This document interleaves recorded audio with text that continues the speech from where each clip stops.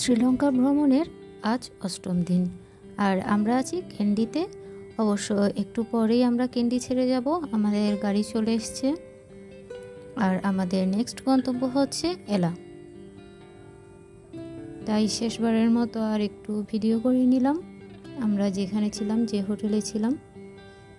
এখানকার প্রাকৃতিক পরিবেশ ভীষণ সুন্দর। আর এই সুইমিং পুল, সামনে একটা নাকচাপা গাছ, এই জায়গাটাকে আসলে সত্যি মিস করব আমি ভীষণ। কখনো আসা হবে কিনা আসলে সত্যিই জানি না, তাই স্মৃতি ধরে রাখা। আর আমি রেডি হয়ে এখানে আমার বোনকে বলছিলাম এখানে একটা ভিডিও করে দে আমাকে। আর এই ড্রেসটা আমি নিজে সেলাই করেছি, নিজে হাতের কাজ করেছিলাম।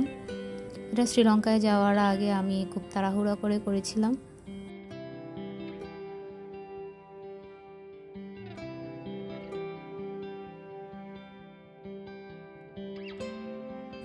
আর এই যে আমাদের হোটেলটা, আমরা এখন এটাকে বাই বাই দিয়ে রেল স্টেশনে চলে আসছি। তারপর যথারীতি আমরা ট্রেনে উঠে গেলাম।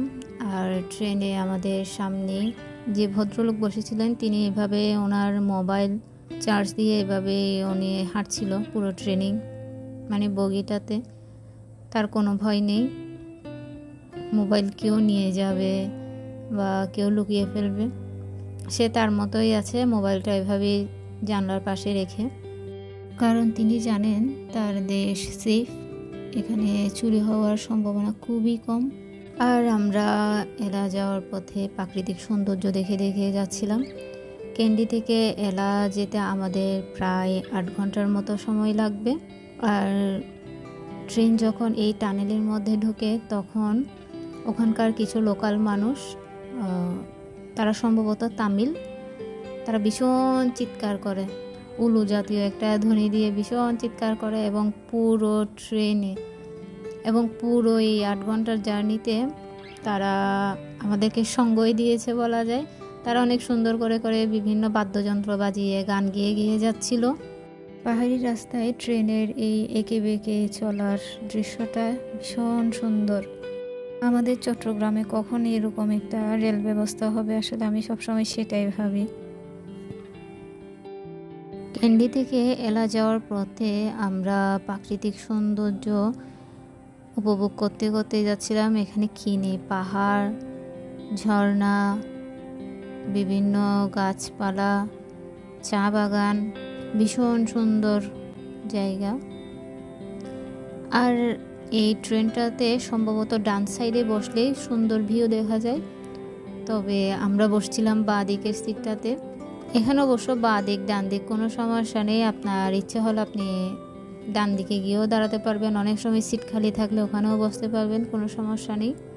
আর এলা বা নোয়ারেলিয়া যাওয়ার সময় যে ট্রেনগুলোতে করে যেতে হয় সেগুলোর টিকিট অনেক আগে থেকেই বুকিং করতে হয়। আমরা প্রায় 1 মাস আগে বুকিং দিয়েও আমরা ফার্স্ট ক্লাস বা সেকেন্ড ক্লাসে পাইনি, আমরা থার্ড ক্লাসে পেয়েছিলাম টিকিট।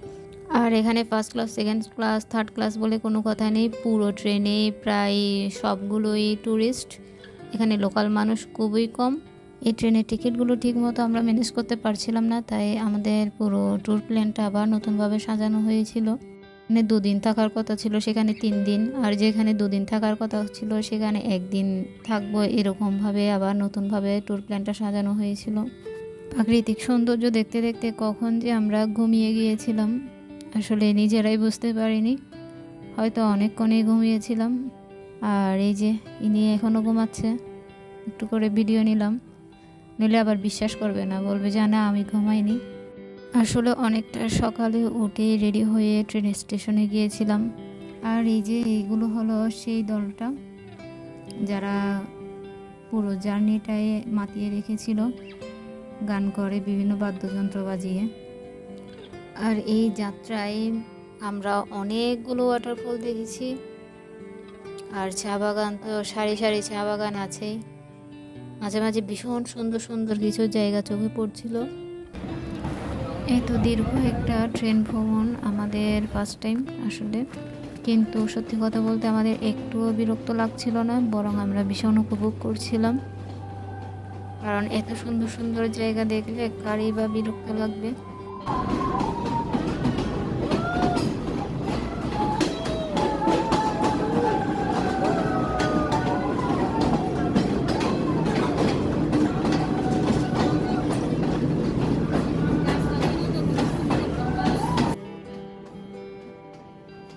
মাঝে একটা টানেল থেকে বের হওয়ার পরই দৃশ্যটা সম্পূর্ণ এরকম হয়ে গেল, আকাশটা একদম মেঘলা। তখন আমরা জানতাম না আসলে সামনেই নোয়ারালিয়া স্টেশন, নানুয়া স্টেশন। পরে বুঝতে পেরেছিলাম এখানের ওয়েদারটাই এরকম। নোয়ারালিয়াতে প্রচুর ঠান্ডা পড়ে, একদম ইউরোপের মতোই। নোয়ারালিকে মিনি ইউরোপও বলা হয়। সম্পূর্ণ ভিন্ন একটা পরিবেশে চলে আসছি, যেন ইউরোপে চলে আসছি। সামনে কিচ্ছু দেখা যাচ্ছিল না। দেখেন, যখন ক্যান্ডি থেকে আমরা বের হয়েছিলাম তখন একদম রোদ ঝলমলে ছিল, আর নোয়ারালিয়ার কাছাকাছি আস্তে আস্তে সম্পূর্ণ দৃশ্যপট একদম পাল্টে গিয়েছিল। ইউরোপে চলে আসছি আমরা, এমন একটা ভাব। আর এই ট্রেনটা যেহেতু প্রায় অনেকগুলো স্টেশনে থামছিল, তাই একটু দেরি হয়ে গেছিলো। আর ফাইনালি আমরা পৌঁছে গেলাম এলাতে। কিন্তু এলাতে নামার সময় ঝুম বৃষ্টি ছিল, প্রচুর বৃষ্টি।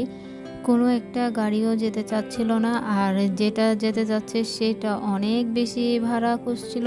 এমন একটা মুহূর্ত, আসলে আমাদের ভাড়া বেশি দিয়েই চলে আসতে হলো, কারণ আমরা ভিজে গিয়েছিলাম ট্রেন থেকে নামতে, আর আস্তে আস্তে আমাদের সন্ধ্যা হয়ে গিয়েছিল। তারপর আমরা ফ্রেশ হয়ে রাতের খাবারটা সেরে নিলাম। দেখা হবে অন্য কোনো ভিডিওতে। সে পর্যন্ত সবাই ভালো থাকবেন, সুস্থ থাকবেন।